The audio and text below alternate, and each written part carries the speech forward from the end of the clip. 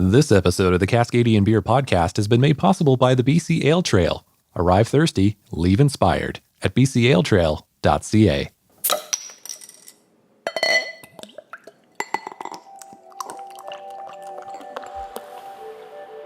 There are some pairings in life that are just meant for each other. One of them being excellent craft beer and pizza.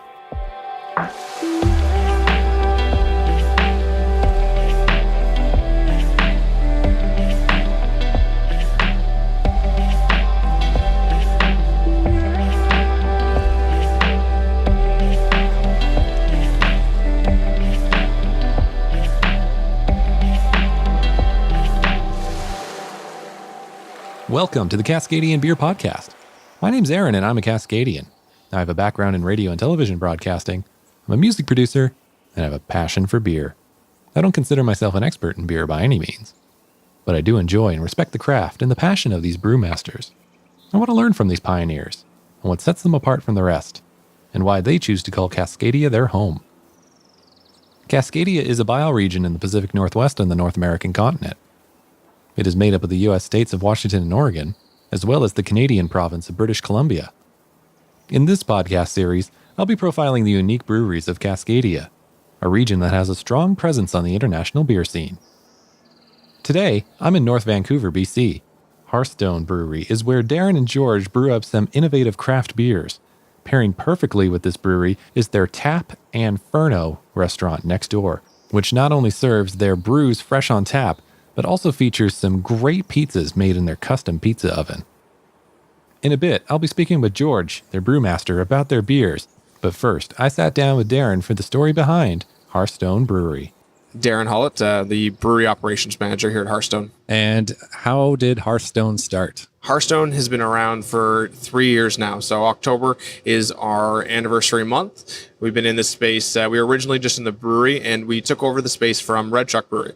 So Red Truck moved over to their space on East First, and we came in, and we were fortunate to have a very turnkey brewery. So everything that we see here at the brewery today, it's essentially, it was all in place when we came in. That accounts for the brew house as well as like this tasting room as well that we're in? No, sorry. So the tasting room has only been open for a year now. So while we've been in the brewery for a long time, it took us a little bit to get the tasting room. And by tasting room, we have a full restaurant. So we have 2 wood-burning pizza ovens. We have a full menu, which we change quarterly, and guest taps and whatnot. So it's a cool space. Yeah, and it's a custom pizza oven too, right? It is. We make all of our own dough. It's a custom pizza oven, which we brought over from Italy. And we've tiled to have our logo on it, put it together. It was a hell of a feat getting that thing in here, but it's doing well. Where does the name come from? So the name Hearthstone is in reference to the stone, which is inside of the Forno oven that we have. It's in reference to the stone that is on the bottom, the base of a fireplace. We like to have it, though, reference bringing people together, warmth, family, and that's what we see really in the tap room. So we want our tap room to be warm, welcoming, somewhere where you come with friends, have a shared plate, get a bunch of pizzas and beers and really enjoy that. And we see that in the fall and winter, typically are actually our busier months, because with all the wood and the really kind of elemental aspects to our restaurant, it's a warm space. And so Hearthstone is in reference to that. Plus, like, summer's here, everybody wants to go outside and play because they've been trapped inside all winter too, right? So 100%. Yeah, definitely. Yeah. So the brewery over there is making some very unique beers. And that is thanks to your brewmaster, correct? Yes. Yeah. And he came from? He came from Brewdog. So George Woods was previously from Brewdog. He ran their experimental brewery over in Scotland for 3 years. So we're fortunate to have him. He brings with him a wealth of experience in recipe development in particular. He was also a butcher at one point. He's been in the restaurant industry as well. So having all of that experience has really allowed him to, if we come up with an idea, whether it's from sales or from the brewery side, he's capable of turning that into a beer. And how did you guys meet? We met here. So at Hearthstone, when we first started on day one, I'd been brought over from Mission Springs. I was on the beer side and I had done sales previously. And then George had applied for the position and we met here at Hearthstone. And the following week he was sleeping on my couch for a few days and we've grown to become best friends. And so how did the idea of the brewery start initially? Like what was the driver behind it? So our two owners are Brock and Ken, and they originally were interested in the liquor store that was adjacent to the brewery. And the brewery, fortunately, came along with the liquor store.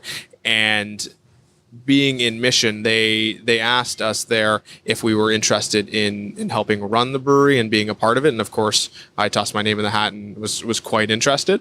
And then when we came into the space, George and I, we took a little bit to figure out who we were and our identity. And what we've really focused on is, as you said, coming up with unique styles and coming up with a twist on maybe typical styles, such as our IPA, such as a sour, adding cucumber or chocolate milk stout and whatnot. We're constantly trying to add a hook while at the same time being artistic about it. We don't want to hit anybody over the head with flavors. We want to have a subtlety because we believe there's a beauty in that. How did you get into beer then? I was originally homebrewer. So I was homebrewing for about 10 years and I had a job working for a municipality, and then I wanted to be in the beer industry. So I applied and got a position with Whistler Brewing as their sales coordinator, and I worked with them for 3 years. And it was a great group to work with and to learn kind of the ins and outs of what the actual beer industry is on the sales and marketing side, at least. And then following that, I really wanted to actually get into the brewing side because I've been home brewing consistently while I was doing that. And I applied. So Kevin Winter, who was the head brewer at Mission Springs at the time, he's now has Coast Mountain. So he was there, and I knew him from when he used to work for Whistler Brewing, and I spoke to him and asked if I could even just push a broom at the brewery because I was willing to do that, to be able to get my hands dirty. Are you on the brew house at any point here? I used to be. To be. George and I, when we first started, it'd be 50-50. He would write half the recipes, so would I, and I'd get to go on the kettle. If I'm lucky, I'm on the kettle once a month now. It's more so safe. If we have a really large week where we might brew 10 times in 7 days, I'll jump in and I can do a couple of brews. And I love it when I can do that. So we've talked about this tasting room, tap room, but your stuff is also in packaging a lot. Was that part of the initial idea too, to put your stuff in packaging? The initial idea, no. George and I had plans of just being kegs only and growlers, and of course that changed. We're fortunate to have a company like West Coast Canning, who's a mobile canning company. They come in, they do a lot of people in BC, and so without a mobile canning service, we couldn't package out of the facility we have.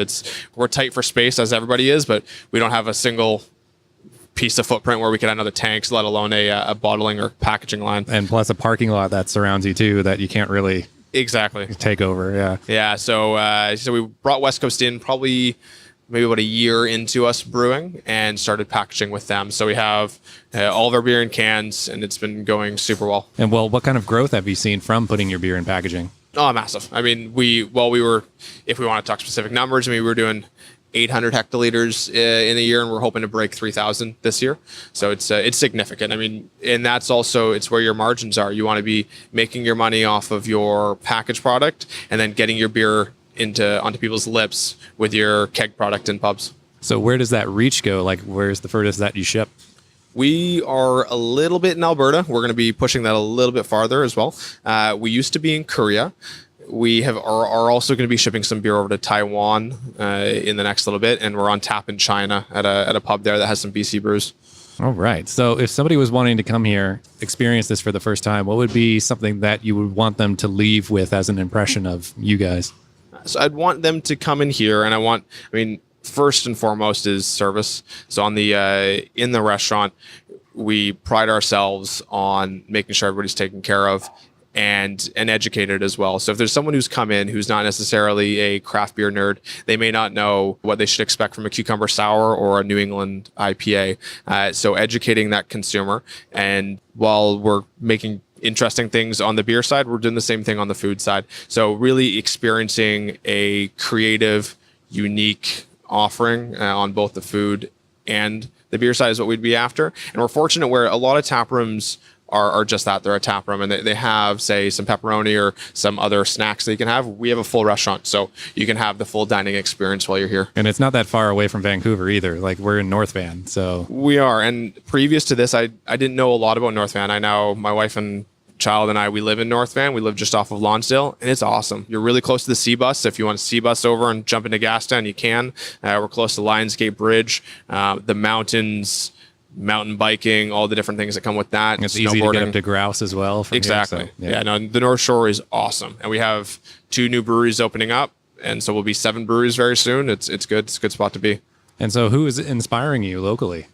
Locally, my favorites are, I love Four Winds, I love Strange Fellows, I love what Backcountry's doing up in Squamish. They're all breweries that are, while they're different, they're along the styles that I enjoy. Like I love a good hazy IPA. I also love a farmhouse ale. Fieldhouse too is doing great things. What has changed in terms of your expectations from when you opened to now? What has surprised you the most in the development of the brewery? That's a tough question.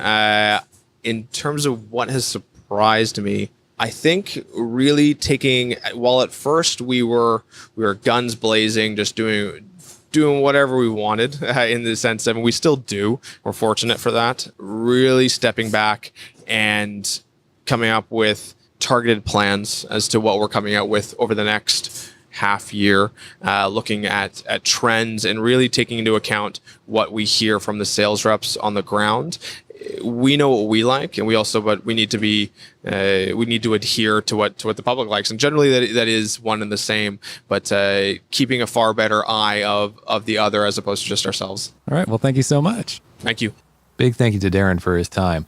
In a moment, I'll be speaking with George, but before that, I want to tell you about how great North Vancouver is. It's easily accessible from the Lionsgate Bridge, the Ironworkers Memorial Bridge, or even the Sea Bus. It serves as a great gateway to the supernatural landscapes that surround the Metro Vancouver region.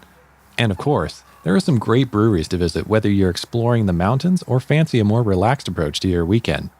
The BC Ale Trail showcases many parts of the province, and at bcaletrail.ca, you'll find the newly launched Ale Trail for Vancouver's North Shore, along with recommended itineraries for other regions and a comprehensive list of every craft brewery in BC. There's also a calendar of beer events and a blog with lots of great stories. The regional ale trails include local breweries, pubs, and restaurants, along with other activities the area has to offer.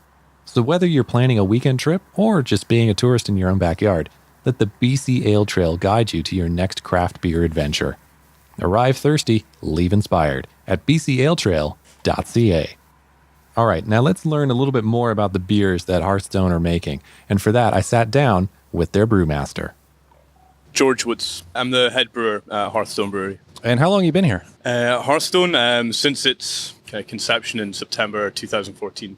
And how did beer find you? Beer found me kind of accidentally back in Scotland in 2009. I was kind of down on my luck and I saw a poster for apprentice brewer wanted for a company called Brewdog. So it was just a tiny company called Brewdog, yeah. Well, they were at the time. Right. When I started, I think there was 25 of us working there. Right. And now there's many lots. I don't know, 1,000 or so. Yeah. Like for somebody that doesn't know, they're a huge craft brewery in Scotland, but their reach is pretty much Europe and then some parts of North America now, right? That brand is huge. Yeah, so. they're enormous. They're actually I think they've just opened a brewery in the States, down in Ohio. Right. So how long were you there for? I worked with them for almost 4 full years. And then I came to Canada to do a snowboarding season. And then never left. And then Canada bit you, huh? Yeah, that's it. It got me. All right. So what did you learn at Brewdog? And then what have you brought to this brewery from that experience? I guess what I really learned from Brewdog was like a real sense of integrity. Also being really true to kind of your own personality. Beer is this wonderful thing where kind of science meets art. So there's a huge amount of expression there. And they really kind of focused and promoted us all kind of putting our personality into beer, so we were really making beer ours, so there's a lot of us in our beer because of that. You have some interesting flavors on tap. What's your core lineup here that you brew? The core lineup year round are a chocolate milk stout, our IPA, and our Pilsner, but we try and do at least 2 different seasonals each season, so that's like 8 extra brews every year, sometimes more. We have there's so many things in the lineup that... I'd like to name one, the Cool Hand Cuke. Could you tell me a bit about that beer and what inspired that beer? Cool Hand Cuke's a funny one, actually. So we were asked to make a beer for this canning festival, the West Coast Canning we're involved in. They wanted us to be kind of partnered and do a collaboration beer with us. So we were kind of talking about some ideas, and Darren had decided that he wanted to do this cucumber sour ale. And I remember laughing and saying, do you want to do something else? So we chat about it, and I worked out how we would do it and how we'd get it nice and clean, and probably the best way to get the cucumbers in there. And it turned out so much better than any of us expected. Darren knew it was going to be good. I thought it might be okay, but it turned out excellent, and it's one of my favorite beers now. And as well, I'm having your Slackline at the moment. How did that one come about? Slackline was, so we were supposed to be doing a collaboration brew, which we have now done. But we were supposed to be using this yeast strain, Saccharomyces bruxellensis Trois, or Sac Trois, as it's just known. That yeast didn't get to the brewery on time, so we ended up doing something completely different for the collaboration. And then the following week, all this Sac Trois arrives at the brewery, and the guys are like, well, what are we going to do with this? And I was like, well, let's do something nice and light. Let's keep a little bit of spice in it, but let's really make a beer where the yeast does all the talking. Much like kind of a saison, all that flavors from the yeast. The Slackline, all the flavor in it really comes from the Sac Trois. So you get this really nice, almost kind of passion fruit sourness. There's like a little bit of earthiness, there's a nice little spice to it.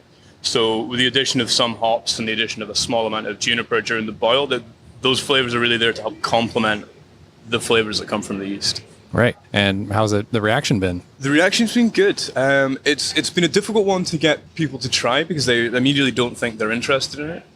And then as soon as they try it, it seems to open a lot of eyes and like, oh wow, there's so much flavor. Like, where did this come from? So then I get to talk about the yeast and the different esters that it produces, and where those flavors come from. And it's kind of a different version of a beer style that I really like. It's just a nice light ale, just for drinking on patios.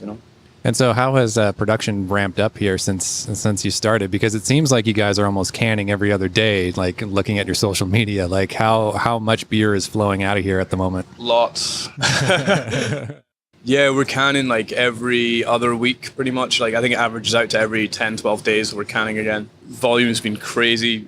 We're brewing as quickly and as often as we can. We're trying to keep our conditioning room full. We've started, for a long time we had this, it's really just a monument in the middle of the brewery. It's a 120 hectoliter brewing vessel. For 2 years, we're like, we'll never use this tank. There's too much beer. That we'll never need to have that much volume of one beer.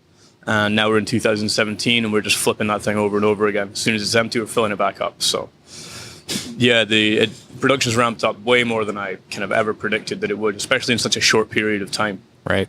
And so how big is the brew house then, and how many brews does it take to fill up that tank? You're 6 brews to fill the tank. Right. So our lad Taylor comes in the morning, he'll brew, I'll come in the afternoon, I'll brew all the way overnight, he'll come back in the morning, take over, he'll brew, I'll come back in that night and I'll brew again. Because the trick is when you have to do that many brews, you need to do them as fast as possible because you don't want to be pitching yeast and then it waiting 72 hours before you put your last lot of wort in. So we try and do it as quick as we can, but it's a lot of work. Is there a general kind of ethos to the types of beers that you're making? Is there like a definition of what a beer is when you brew it? Like I said earlier, it's very us. We're kind of a little bit all over the place and a little bit scatterbrained. So our brewing patterns follow that as well. We'll think, let's do an IPA, and then we're like, well, actually, no, let's do an IPA like this, and then let's do it like that. And we're constantly changing our minds. We're constantly coming up with new ideas, and through wanting to do one idea and end up doing another, then there's this compromise in the middle, so that becomes a new beer as well, so we'll brew that later. And I think the only real theme with our beers is that we do it as true to ourselves as we want, and it's almost a cliche to say we brew the beers we want to drink, but like we really do. I had somebody in the tap room tell me they didn't like my pale ale, and I said, well, that doesn't matter because I made it for me to drink, so... So if somebody was wanting to start up some brewing themselves, what would be some simple tips that you'd give them? Home brewing? Yeah.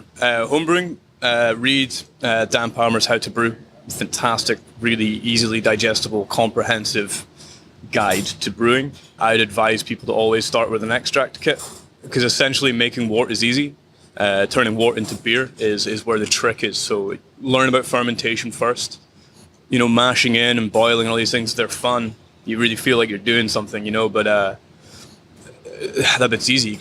Train a couple of monkeys how to make wort. Turning it into beer is where it's difficult. So you really want to learn where all your points in fermentation are, where things can go wrong there, so that when you start playing with more and more variables, like having to grind up grain, having to mash it in a certain order so that you don't get a stuck mash, how to run off properly, how to then boil, and how to add your hops, when to add your hops, how to whirlpool your hops. That adds so many more variables that if you're learning all of those and you're learning fermentation at the same time, when your beer tastes weird, because otherwise your beer tastes weird and you're like, well, I don't actually know. It could be any one of these 75 things. So yeah, I would say keep it simple, extract kit, learn about fermentation. So you're now out here from Scotland. What beers locally are inspiring you? A lot of things. I love Steel and Oak. I love their kind of the way they abide to those traditional kind of old ways of making beer, but they have this like new spin on it. I don't think I've ever had a bad beer from them. I've had beers that I maybe didn't like very much, but there was nothing wrong with them. Four Winds can do no wrong in the world of brewing. I'm sure that's pretty much what everybody says. Twin Sails are quite exciting me. They've got a really nice, fresh approach to this whole craft thing. And some of the new guys as well, like Backcountry, who just opened in Squamish, super into those guys. They're doing excellent beer. They're doing it really well. All right, cool. Well, thank you for your time. Hey, thank you. As you heard in the interview, they are very busy, brewing pretty much all the time there just to keep up with demand. So thank you so much to both Darren and George for their time in today's episode. And thank you for listening. If you enjoyed this episode and know a craft beer fan that doesn't know about this podcast, be sure to share this episode with them. Also, if you want to check out more breweries in Vancouver's North Shore, you can check out with the sponsor of this episode, bcaletrail.ca. I've also previously spoken with another brewery that's on the North Shore BC Ale Trail, that being Bridge Brewing. That's back on episode 23, so if you want to learn more about them, go to cascadian.beer and check out episode number 23. Thank you so much again for listening. I really appreciate it. And thanks again to this episode's sponsor, the BC Ale Trail. Hope you enjoyed it, and until next time, remember, support your local.